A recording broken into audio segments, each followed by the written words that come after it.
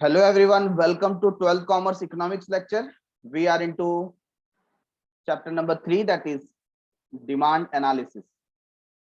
Friends, we have already checked what is demand. Demand is a desire backed with willingness to purchase and ability to pay for it. Demand is always related to price as well as time period. So in the last lecture, we have discussed various types of demand, that is direct demand, derived demand, composite demand, and others. So let us start from page number 20 in your textbook. Determinants of demand.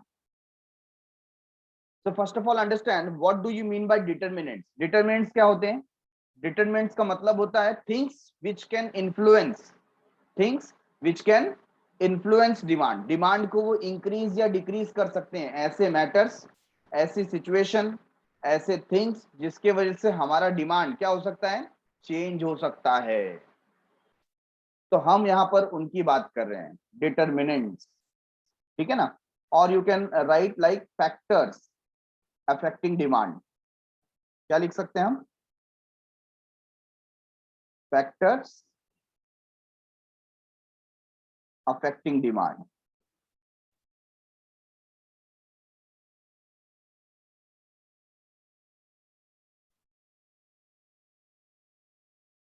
तो determinants को आप कुछ इस तरीके से भी लिख सकते हैं.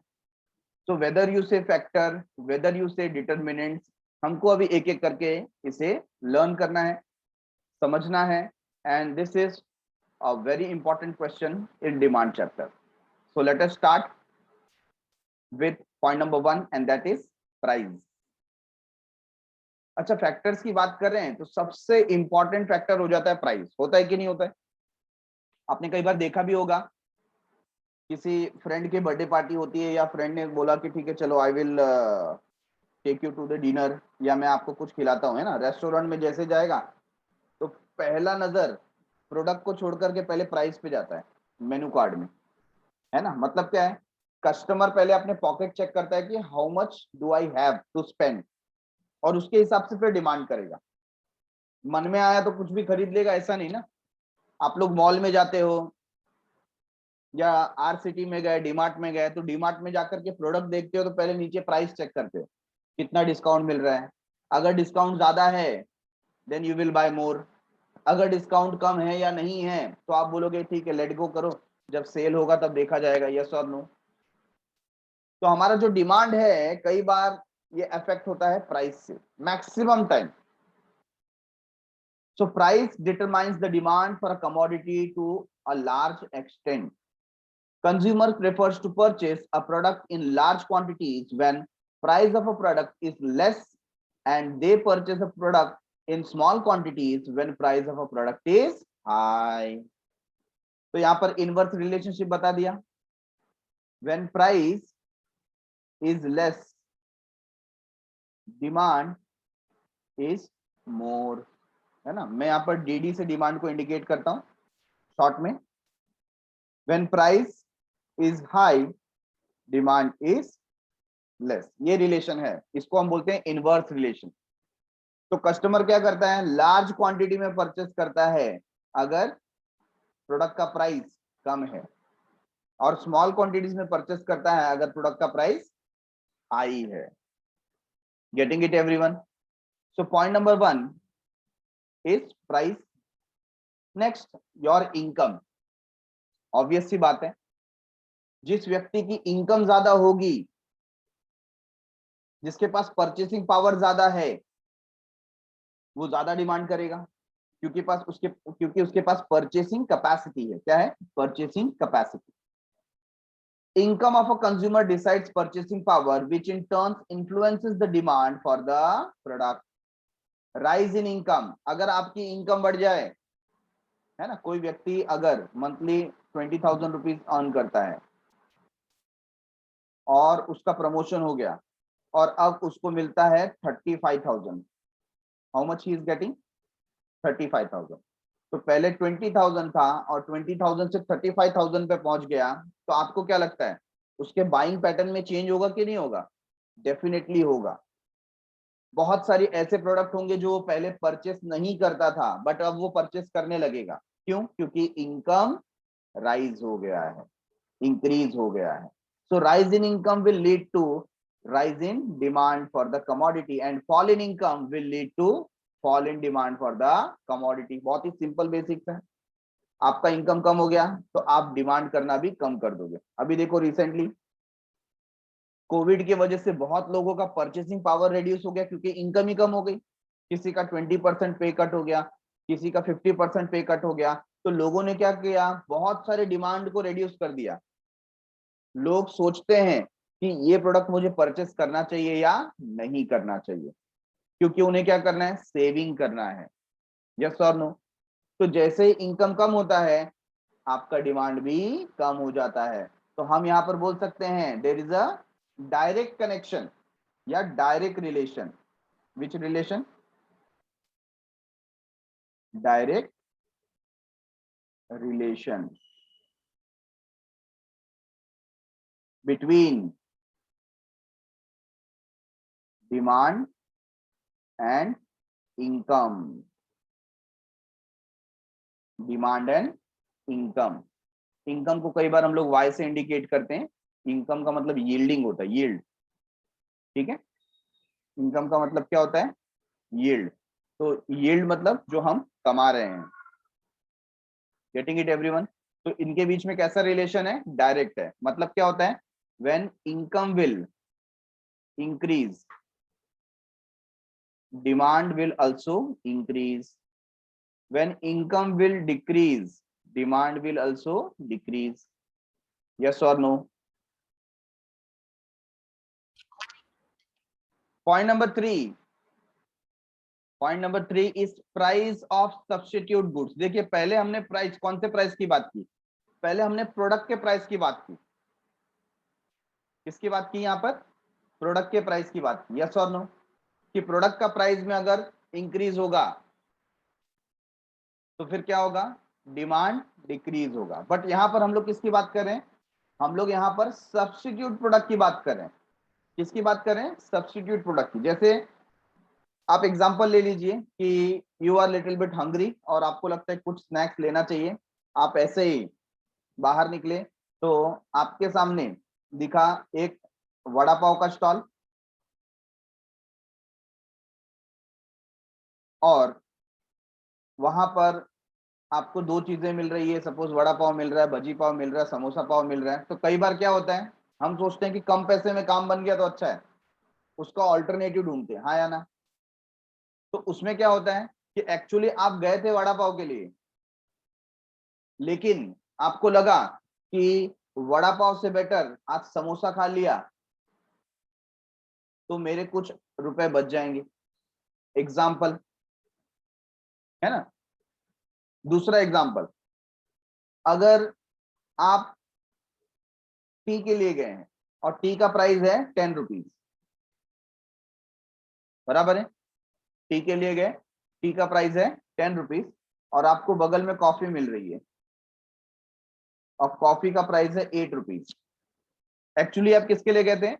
आप गए थे टी के लिए, लेकिन आपने देखा कि कॉफी का प्राइस कम है तो आपने कॉफी डिमांड कर लिया। मतलब जहां पर जो सब्स्टिट्यूट प्रोडक्ट का प्राइस, सब्स्टिट्यूट प्रोडक्ट का प्राइस अगर गिरता है तो टी के लिए डिमांड भी गिरेगा, क्योंकि हम सब्स्टिट्यूट ही परचेस करेंगे। तो यहां पर कैसा रिलेशन है? Direct relation. कैसा रिलेशन है? Direct relation. If price of a substitute product falls, demand for our product also falls, right? If a substitute good is available at a lower price, then people will demand cheaper substitute goods than costly goods। Obviously लोग सस्ता देखेंगे और Indian person सस्ता ढूंढने में माहिर है ना? कोई भी चीज का हम लोग सबसे सस्ता विकल्प ढूंढते हैं। चीपर कौन सा है, सस्ता वाला कौन सा है, वो लेते हैं। For example, if the price of sugar rises, अगर शक्कर का भाव बढ़ गया, then demand for jaggery will rise. तो क्या होगा, जो जैगरी होता है ना, गुड़, उसका डिमांड बढ़ जाएगा। क्यों? क्योंकि शक्कर महंगा हो गया। होता है कि नहीं? पेट्रोल के प्राइसेस बढ़ गए तो धीरे धीरे लोग कहाँ जा रहे हैं? इलेक्ट्रॉनिक स्कूटर के लिए जा रहे हैं, इलेक्ट्रॉनिक प्रोडक्ट परचेस करने जा रहे हैं, उनको लग रहा है वो सस्ता होगा। तो हमेशा क्या होता है, जैसे ही सब्स्टिट्यूट प्रोडक्ट का प्राइस डाउन होता है तो मेन प्रोडक्ट का जो डिमांड है वो भी कम हो जाता है। Point number 4, price of complementary goods. Price of complementary goods. तो सबसे पहले समझो what is complementary goods. Complementary goods का मतलब क्या होता है? ऐसे प्रोडक्ट जिनका जॉइंट डिमांड होता है। कैसा डिमांड होता है? Joint demand. जैसे हमने एग्जांपल लिया था car and petrol, right? Mobile and SIM card लेना ही पड़ेगा। तो कॉम्प्लीमेंट्री गुड्स का प्राइस में अगर चेंज होता है तो क्या होगा? Change in the price of one commodity would also affect the demand for other commodity। एक का प्राइस आप चेंज करेंगे तो दूसरे का डिमांड इफेक्ट होगा। आपने देखा होगा ना कई बार, इसका फॉर्मूला देखो, जैसे आपने मॉस्किटो रेपेलेंट देखा होगा, गुड नाइट वगैरह आता है, ऐसी मशीन आती है। ये मशीन देखी है कि नहीं देखी? घर में आप लोग के पास भी होगी। तो जो प्रोड्यूसर है, प्रोड्यूसर क्या करता है, इसका जो रिफिल होता है, रिफिल होता है ना, ये जो रिफिल है, ये रिफिल महंगा रखता है, लेकिन ये जो मशीन है ना, कॉम्बो पैक में सस्ता देता है। क्योंकि उनको मालूम है एक बार मशीन खरीद लिया तो हमेशा रिफिलिंग हमारे पास से कराएगा। तो उन्होंने क्या किया, जो मशीन है, मशीन का प्राइस कम कर दिया ताकि लोग मशीन परचेस करें। अब एक बार आपने मशीन परचेस कर लिया तो आप हमेशा रिफिल क्या करोगे? उसके कंपनी का ही प्रोडक्ट रिफिल करोगे। तो ये टैक्टिक है। इसी तरीके से जो कोडैक करके पहले कैमरा आता था, कौन सा? कोडैक हमारे जमाने में बहुत फेमस था, बहुत फेमस था। तब तो कोई कंपटीशन में खाली सोनी आता था, इसके कौन आता था? सोनी। सोनी का कैमरा और कोडैक का कैमरा। तो कोडैक वाले ने क्या किया, कोडैक वाले ने ना एक दिमाग लगाया, क्योंकि उस टाइम पे ना रील लगता था। आपके जैसा जो डिजिटल कैमरा है ना तभी नहीं होता था, तभी रील उसमें डाला जाता था, नेगेटिव यूज होता था। उसको नेगेटिव बोलते थे। क्या बोलते थे? नेगेटिव। तो वो रील का क्या होता था ना, वो कॉस्ट वसूल करते थे। तो ये कैमरा है ना, वो सस्ते में देते थे। इवन जितने में कैमरा बनाया ना उससे भी सस्ते में देते थे। फॉर एग्जाम्पल एक कैमरा अगर 2000 रुपीज का है, मतलब उसका कॉस्ट है 2000, तो वो उसको क्या करेंगे, 1000 रुपीज में सेल कर देंगे। तो लॉस हुआ उनको 1000 रुपीज का। लेकिन जिसने कैमरा परचेस किया है वो हमेशा क्या परचेस करेगा? रील परचेस करेगा। और रील का प्राइस वो वहां पर 100 रुपीज, 120 रुपीज ऐसा रखते थे। आपने रील भी परचेस किया। अब रील परचेस किया तो उसको क्लीनिंग कराने के लिए भी आपको कोडेक में जाना पड़ता था। तो कोडेक में क्या करते थे, पर फोटो का वो 10 रुपीज चार्ज करते थे उसको क्लीन करके फोटोग्राफ देने का। तो एक रील के अंदर 30 कॉपीज आती थी। कितनी आती थी? 30 कॉपीज। तो 30 × 10 रुपीज करेंगे तो उनका इनकम कितना हो गया? 300 इसका, 100 इसका, 400 रुपीज उन्होंने वन टाइम का कमा लिया। और ऐसे जितनी बार आप रील, क्योंकि कोई ना कोई ओकेशन पड़ता है, लोग रील परचेस करते थे, फोटो निकालते थे, फिर क्लीनिंग के लिए लेके जाते थे। तो हर बार उसको रिफिल कराना पड़ता था। तो ऐसे में कोडेक वाले का फायदा था। ये बात समझ में आया क्या?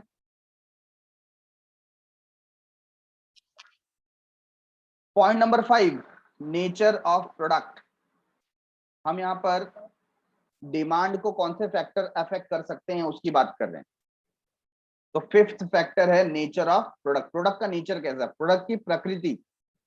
If a commodity is necessity, अगर कोई कमोडिटी कैसी है, नेसेसिटीज में आती है, and it's use is unavoidable, उसका यूज कैसा है? अनअवॉइडेबल है, then its demand will continue to be same irrespective of the corresponding price। तो उसका डिमांड क्या होगा? मोर और लेस सेम ही होगा। अगर बहुत ज्यादा जरूरी होती है, एग्जांपल मेडिसिन है ना, दवा है, डॉक्टर ने बोल दिया कि भाई इतना खर्चा करना पड़ेगा, तो भी व्यक्ति बोलता है अरे नहीं नहीं महंगा है, जाने दो, हम घर जाते हैं, हम देख लेंगे। ऐसा करेंगे क्या?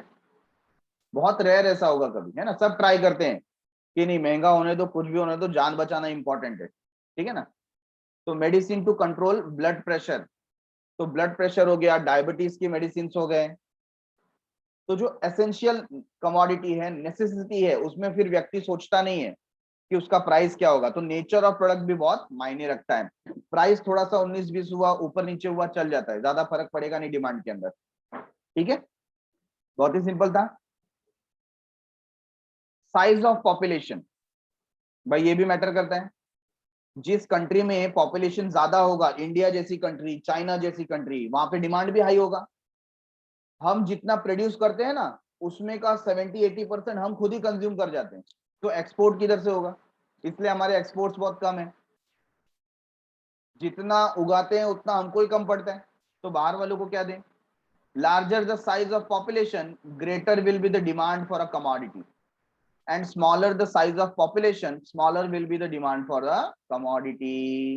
ये तो कोई रॉकेट साइंस नहीं है। पॉपुलेशन जितना ज्यादा, डिमांड उतना ज्यादा, पॉपुलेशन जितना कम, डिमांड उतना कम, है कि नहीं।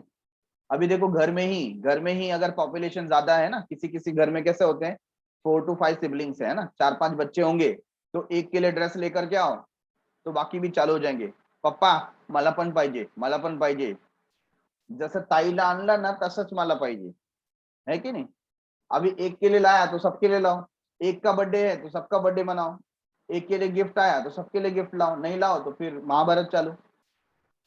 तो वो हमको क्या देखने को मिलता है, अगर पॉपुलेशन ज्यादा है तो डिमांड बढ़ेगा, अगर पॉपुलेशन कम है तो डिमांड कमोडिटी का कम होगा।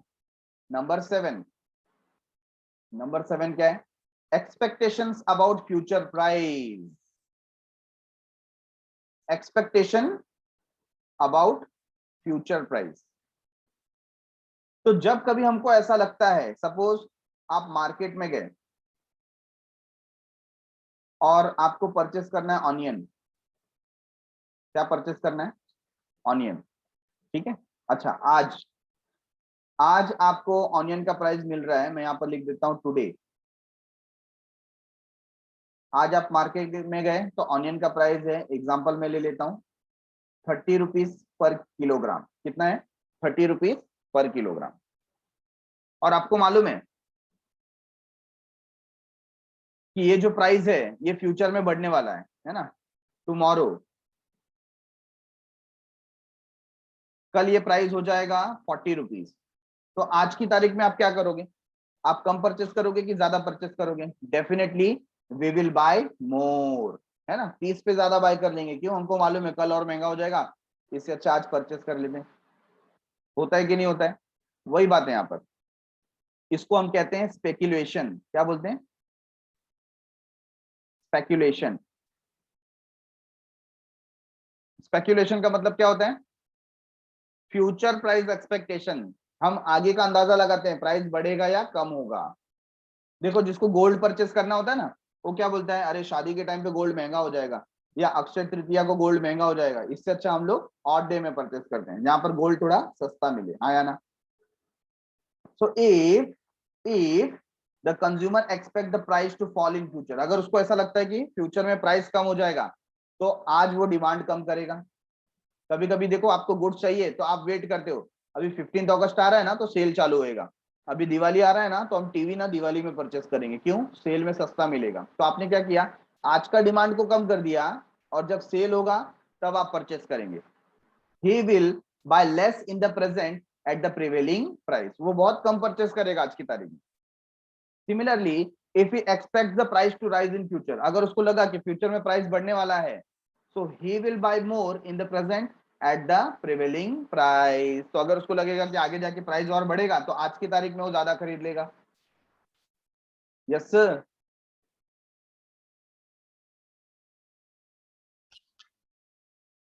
Point number 8, advertisement. एडवर्टीजमेंट एक ऐसा फैक्टर है ना, जो नहीं बिकने वाली चीज भी बेच देता है। आपको हो सकता है कि उसकी जरूरत ना हो, लेकिन ऐसा एड दिखाएंगे, इतना बढ़िया ऐड बनाएंगे ना, आपके मन में थोड़ा ग्रीडीनेस आ जाता है, लालच आ जाता है कि ये प्रोडक्ट मेरे पास होना चाहिए, भले हो कि ना हो।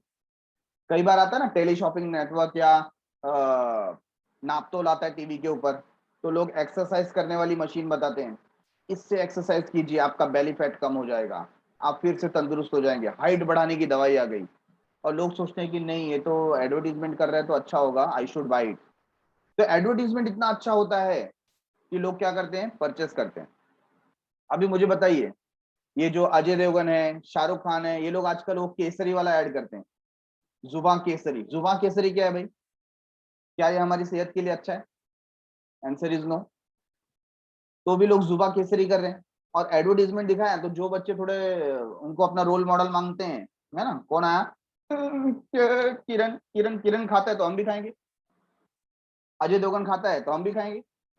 और ऐसे केस में क्या होता है, प्रोडक्ट का डिमांड बढ़ जाता है। अच्छा, प्रोडक्ट का डिमांड बढ़ जाता है, लेकिन क्या उसका कुछ वैल्यू है? नहीं। किस लिए बिक रहा है? क्योंकि उसका ऐड हो रहा है। क्या हो रहा है?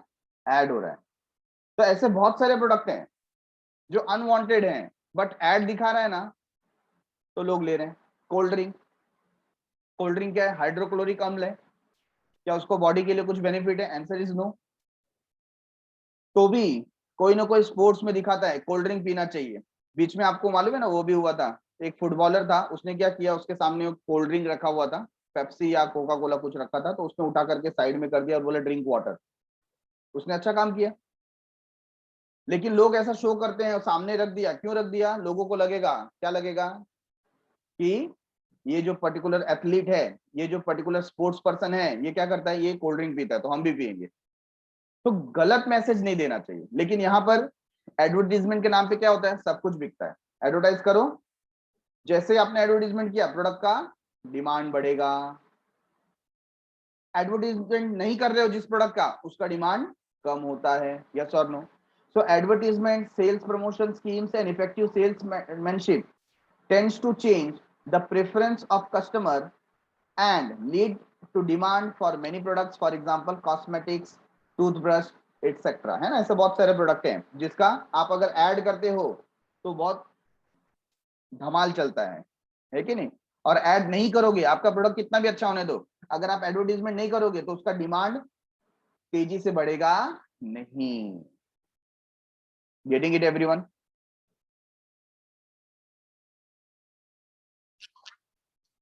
Factor number 9, taste, habits and fashion. आपका टेस्ट, आपकी हैबिट और इंक्लाइनेशन टुवर्ड्स फैशन, उसके वजह से भी प्रोडक्ट का डिमांड इफेक्ट होता है। मुझे याद है हम लोग के समय एक सिंगर था हिमेश रेशमिया। आज से मैं 8 8 9 साल पहले की मैं अगर बात कर रहा हूँ, हिमेश रेशमिया अभी कहीं कहीं पर ये भी बन के आता है, जज बन के आता है। तो उस समय उसने जो भी गाने गाए थे, तो उसका जो स्टाइल था ना, फैशन मतलब cap, he used to wear a cap, तो लोग वैसे कैप पहनना चालू कर दिए। फिर माइकल जैक्सन का आपको याद होगा, माइकल जैक्सन जब फेमस हुआ था, तो माइकल जैक्सन जैसे हैट पहनता है वैसे सब लोग ने हैट लगाना चालू कर दिया।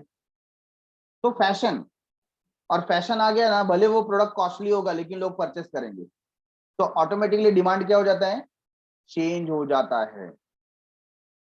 और अगर कोई प्रोडक्ट आउट ऑफ फैशन हो गया, तो कम प्राइस में भी रहेगा ना, तो लोग लेते नहीं है, बोलेंगे आउट ऑफ फैशन है, अब ऐसा कौन पहनता है। ठीक है ना? So taste, habits of a consumer influence the demand of a commodity. If a consumer likes to eat chocolates or consume tea, किसी को चॉकलेट पसंद है, किसी को चाय पसंद है ना, he will demand more of them, उसको तो ज्यादा ही चाहिए। Similarly, when a new fashion hits the market, the consumer demands that particular type of commodity. नया फॅशन आया तो मालापण पाहिजे। आत्ताच मार्केट मध्ये आला आहे, मला माझ्याकडे हे प्रोडक्ट पाहिजे। If a commodity goes out of fashion, लेकिन वो आउट ऑफ फैशन हो जाएगा तो क्या होगा, then suddenly the demand for the product tends to fall. क्यों? आउट ऑफ फैशन हो गया, अब कोई नहीं लेता। आप देखिए 2013-14 के टाइम पे अन्ना हजारे जी फेमस हो गए थे, और अन्ना हजारे आ गए तो उनके जो टोपी होती है ना, क्या बोलते हैं उसको, गांधी टोपी, तो बहुत बहुत डिमांड बढ़ गया उसका। अन्ना हजारे का आंदोलन खत्म हो गया तो फिर बाद में आप वाले जो है आम आदमी पार्टी, उन्होंने फिर वो मैं हूं आम आदमी करके लिखना चालू किया। फिर थोड़ा टाइम और फैशन में रहा, उसके बाद वो टोपी गायब हो गई। आज उस प्रोडक्ट का डिमांड वापस कम हो गया, बीच में बढ़ गया था। तो it depends upon all taste, habits and fashion. Point number 10, level of taxation. Obviously अगर किसी प्रोडक्ट के ऊपर टैक्स हाई रहेगा ज्यादा टैक्स पे करना पड़ेगा तो लोग कम डिमांड करेंगे।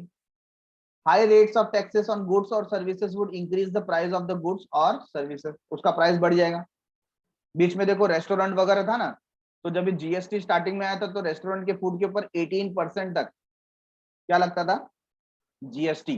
कितना, 18%। तो नो, तो क्या हो गया, जो फूड था ना वो महंगा हो गया, और लोगों ने क्या किया, फिर कंजम्पशन थोड़ा कम कर दिया, तो गवर्नमेंट को रिक्वेस्ट करना पड़ा, तो अभी फूड के ऊपर कितना लगा दिया, 5%।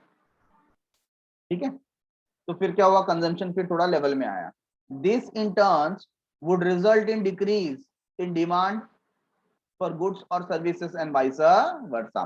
तो टैक्स के बढ़ने या कम होने की वजह से भी डिमांड में फर्क आ सकता है, प्राइस में फर्क आने की वजह से। क्यों, क्योंकि टैक्स की वजह से प्राइस बढ़ जाता है। High tax high price, less tax less price. Other factor, कुछ और फैक्टर भी हैं, क्योंकि ऐसे बहुत सारे फैक्टर हैं, तो किन किन का नाम ले, किन किन को एक्सप्लेन करें।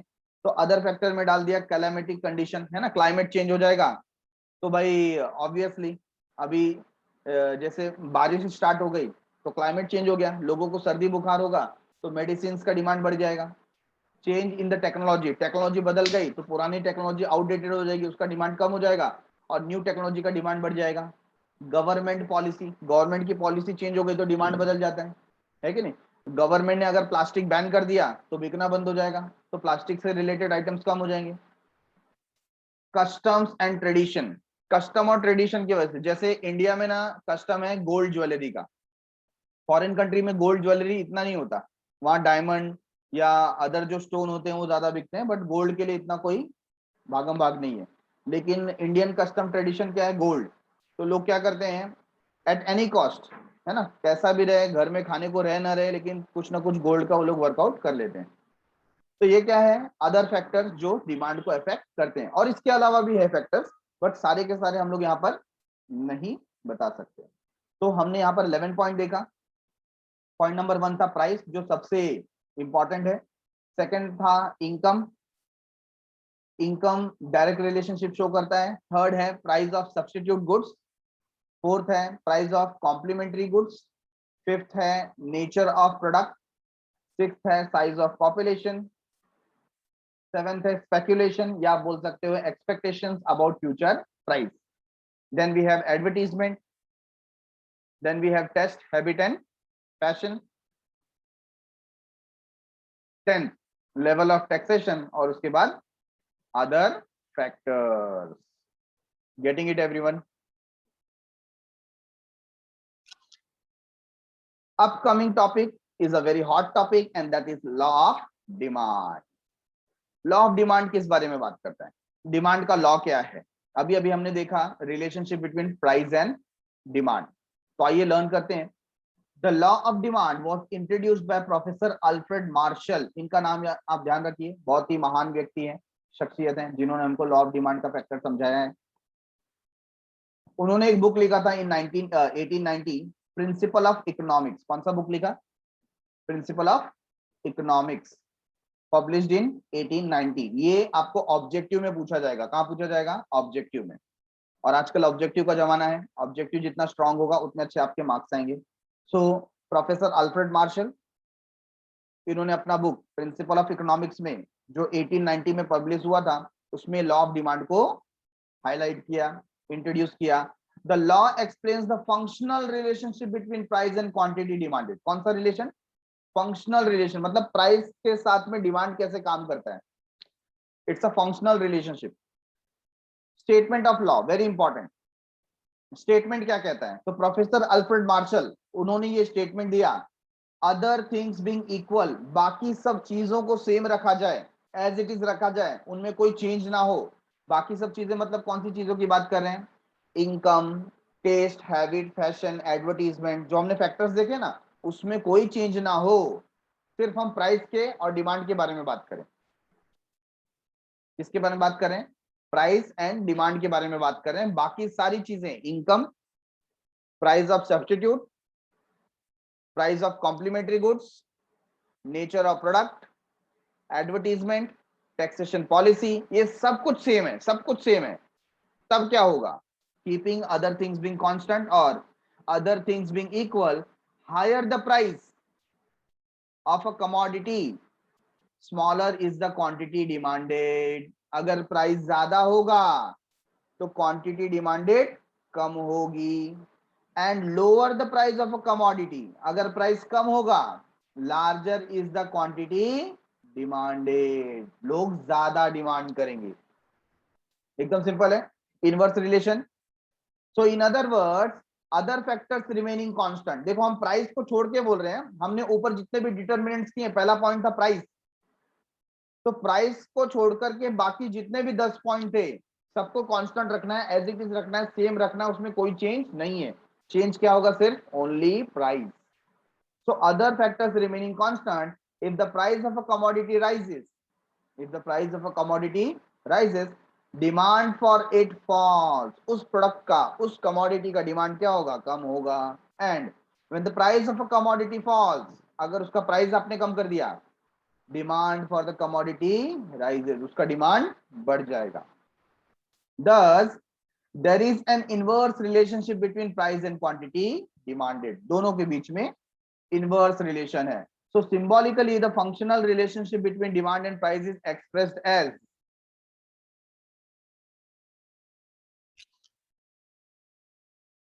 dx, dx means demand for commodity x is equal to function of price of x। तो इस तरीके से सिंबॉलिकली इसको प्रेजेंट किया जाता है।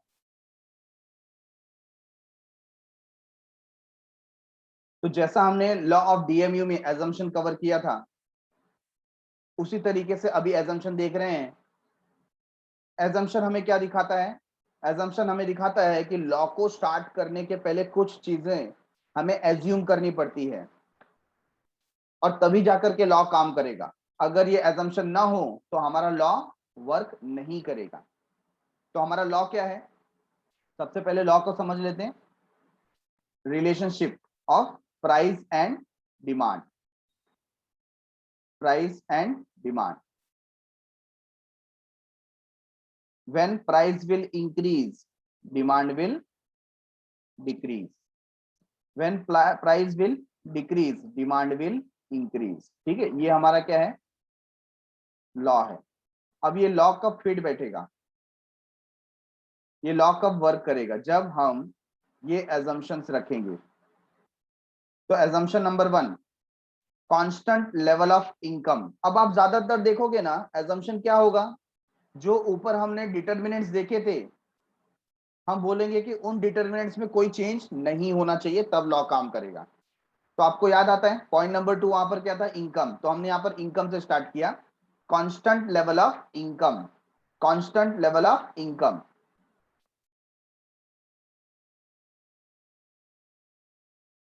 If the law of demand is to find true operate, then अगर लॉ बराबर काम करना चाहिए तो वहां पर क्या होना चाहिए? Consumers income should remain constant.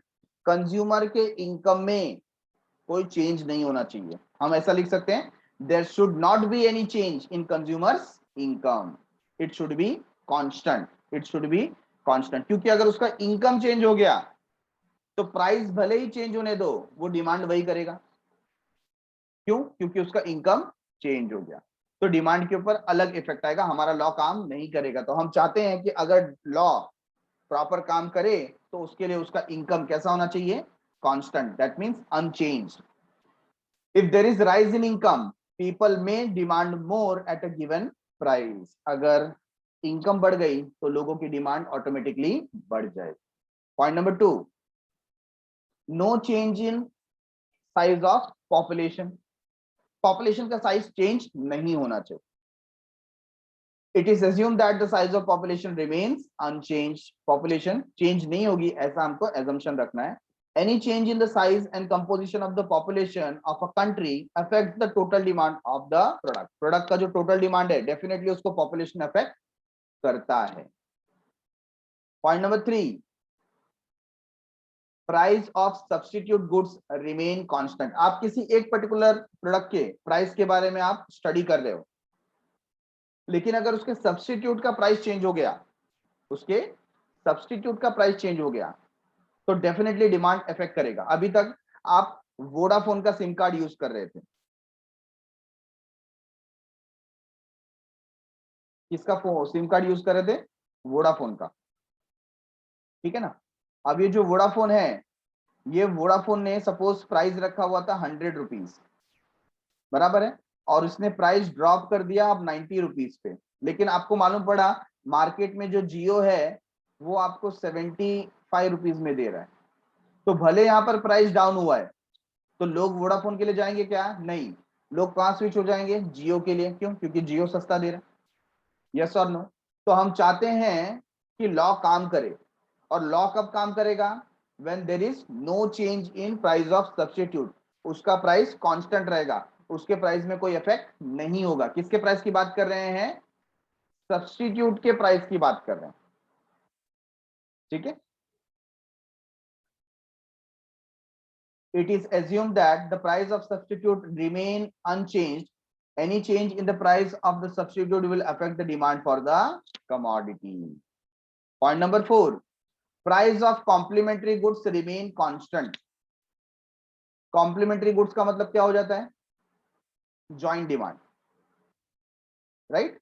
It is assumed that the price of complementary goods remain unchanged. उसका भी प्राइस चेंज नहीं होना चाहिए, because a change in price of one goods will affect the demand for other. अगर आपने car के prices बढ़ा दिए, कार के प्राइस बढ़ा दिए, तो क्या होगा? ऑटोमेटिकली लोग कार खरीदना कम कर देंगे। कार खरीदना कम कर देंगे तो लोग पेट्रोल परचेस करना भी कम कर देंगे। जो मैंने आपको एग्जांपल दिया था गुड नाइट का, अगर इस मशीन का प्राइस बढ़ा दिया गया है ना, तो लोग क्या करेंगे? मशीन ये वाली कम खरीदेंगे, इसका सब्स्टिट्यूट परचेस करेंगे, और फिर इसका ये जो रिफिल है वो भी कम बिकेगा। तो ऑटोमेटिकली क्या होता है? कॉम्प्लीमेंट्री गुड्स का डिमांड के ऊपर भी इफेक्ट होता है। तो पॉइंट नंबर 4 क्या है? Price of complementary goods remain constant. Number 5, no expectation about future change in price. They are talking about speculation. हम ऐसा बोल सकते हैं, नो स्पेक्यूलेशन, नो स्पेक्यूलेशन। आप फ्यूचर प्राइस की चिंता ना करें, क्योंकि अगर फ्यूचर प्राइस आप देखेंगे तो करंट मार्केट में डिमांड के ऊपर इफेक्ट हो सकता है। It is assumed that consumer do not expect any further change in price in the near future. If consumer expect a rise in price in the future, अगर उसको लगता है कि आगे जाके प्राइस बढ़ जाएगा, भाव बढ़ जाएगा, they may demand more in the present even at existing high price. अगर आज प्राइस बढ़ गया, ठीक है ना, आज प्राइस बढ़ गया, तो फिर भी वो क्या करेंगे? ज्यादा परचेस करेंगे। तो इसको समझाने के लिए मैं बताता हूं, हमारा जो लॉ है, लॉ ऑफ डिमांड, डिमांड को मैं डी से इंडिकेट करता हूं, डी, ठीक है। Law of demand, law of demand क्या है? When price is high, demand is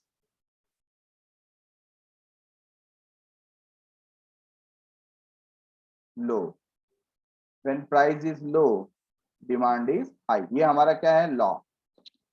लेकिन अगर suppose yesterday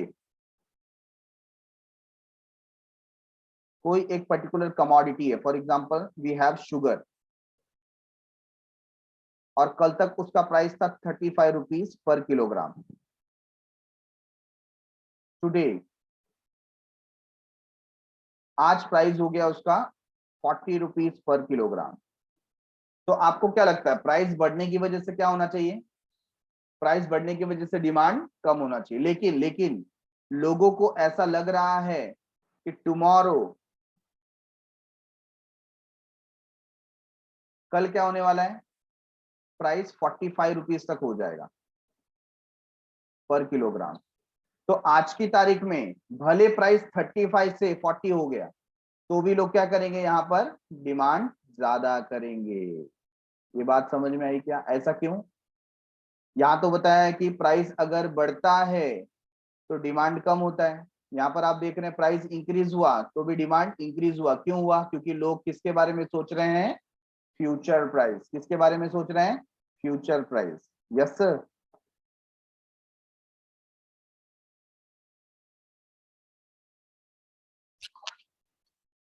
point number 6, no change in taste, habit, preference and fashion. बोल रहे हैं भाई लॉ अप्लाई करना है ना तो कुछ बदलना नहीं चाहिए, किसी का टेस्ट नहीं बदलना चाहिए, किसी का हैबिट नहीं बदलना चाहिए, किसी का प्रेफरेंसेस नहीं बदलना चाहिए, फैशन नहीं बदलना चाहिए, तब जाकर के लॉ काम करेगा। It is assumed that consumers' taste, habit, preferences, fashion, etc. should remain unchanged. Any change in this factor will lead to change in demand. क्योंकि इसमें से कुछ चेंज हो गया तो डिमांड क्या हो जाएगा, वो चेंज हो जाएगा, डिमांड चेंज हो जाएगा। यस और नो?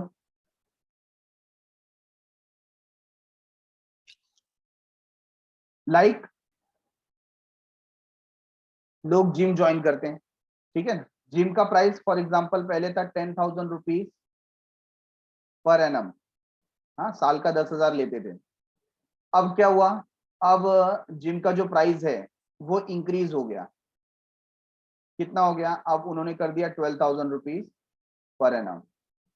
लेकिन एक फैशन चल पड़ा, सब लोग जिम जाने लगे, तो लोग क्या कर रहे हैं कि भले प्राइस बढ़ गया है लेकिन फिर लोग डिमांड कर रहे हैं, लोग भी अटेंड करना चाह रहे हैं, हेल्थ कॉन्शियस हो गए। क्यों ऐसा? क्योंकि एक फैशन चल पड़ा। तो भले यहाँ पर आपको दिखेगा कि प्राइस बढ़ गया है लेकिन फिर भी उसके डिमांड में कमी नहीं आई। क्यों? क्योंकि फैशन चेंज हो गया, टेस्ट चेंज हो गया, प्रेफरेंस चेंज हो गया। तो लॉ ऑफ डिमांड एज्यूम करता है कि लॉ को अप्लाई अगर करना है तो इसमें कोई चेंज नहीं होना चाहिए, there should not be change in taste, habit, preferences and fashion. Point number 7, no change in taxation policy. Government ने टैक्सेशन पॉलिसी भी चेंज नहीं करनी चाहिए, क्योंकि टैक्स चेंज होगा तो प्राइस चेंज हो जाएगा, और प्राइस चेंज हो जाएगा तो डिमांड चेंज हो जाएगा। Taxation policy of the government has a great impact on the demand for various goods and services. बहुत सारे ऐसे कमोडिटीज होती है या इंपोर्टेड गुड्स होते हैं जिसके ऊपर टैक्स पॉलिसी चेंज होने से उसका प्राइस हाईली इफेक्ट होता है ना। So therefore it is assumed that there is no change in the policy of taxation declared by the government. तो ऐसा assume किया जाएगा कि गवर्नमेंट के द्वारा टैक्सेशन पॉलिसी में कोई चेंज ना हो। The law of demand is explained with the help of the following demand schedule and diagram. तो जैसा डिमांड शेड्यूल हमने देखा था कुछ कुछ वैसा ही आप यहाँ पर देखिए।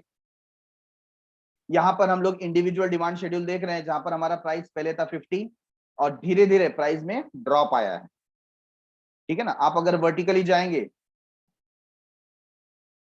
Top to bottom, top to bottom जाएंगे तो आपको क्या दिखेगा, प्राइस ड्रॉप हो रहा है, ठीक है ना। और बॉटम टू टॉप जाएंगे तो आपको क्या दिखेगा, price is rising, price rise हो रहा है। सिमिलरली जब भी प्राइस डाउन हो रहा है, पहले 50 था तो लोग वन कमोडिटी परचेस कर रहे थे, डिमांड कर रहे थे। प्राइस कम हो गया 40 तो लोगों ने ज्यादा डिमांड करना चालू कर दिया।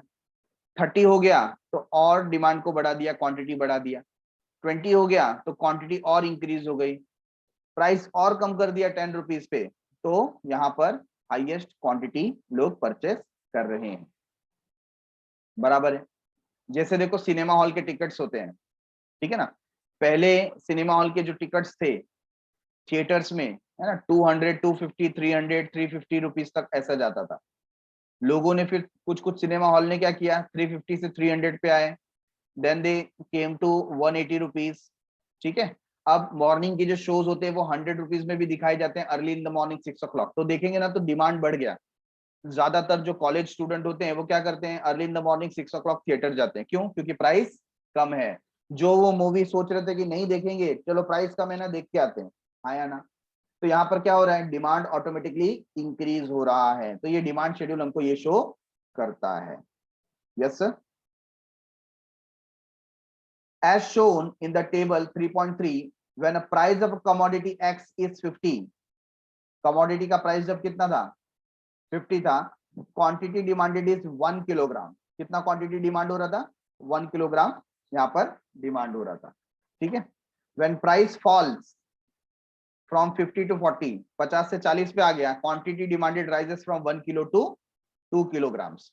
Similarly, at the price 30, quantity demanded is 3 kilogram, and when the price falls from 20 to 10, जब 20 से 10 हो गया, then quantity demanded rises from 4 kilograms to 5 kilograms. Does as the price of a commodity falls, जैसे जैसे commodity का price कम होता है, quantity demanded rises, and when the price of a commodity rises, जब price बढ़ता है quantity demanded falls. This shows an inverse relationship between price and quantity demanded. तो हमने क्या किया, हमने इसी पर्टिकुलर शेड्यूल को ग्राफ में कन्वर्ट किया। आप देख रहे हैं प्राइस दिखाया गया 50, 40, 30, 20, 10। तो हम क्या करेंगे, हम यहाँ पर y एक्सिस पे प्राइस शो करेंगे, है ना, 10, 20, 30, 40, 50, और कमोडिटी है 1 kilogram, 2 kilogram, 3 kilogram, 4 kilogram and 5 kilogram. And accordingly हमने क्या किया, उसको प्लॉट किया and we got this particular points, और इस पॉइंट्स को ज्वाइन करने पे हमको यहाँ पर डिमांड कर्व डी ये मिल गया। ठीक है, डिमांड कर्व को हम डी इस नाम से इंडिकेट कर रहे हैं।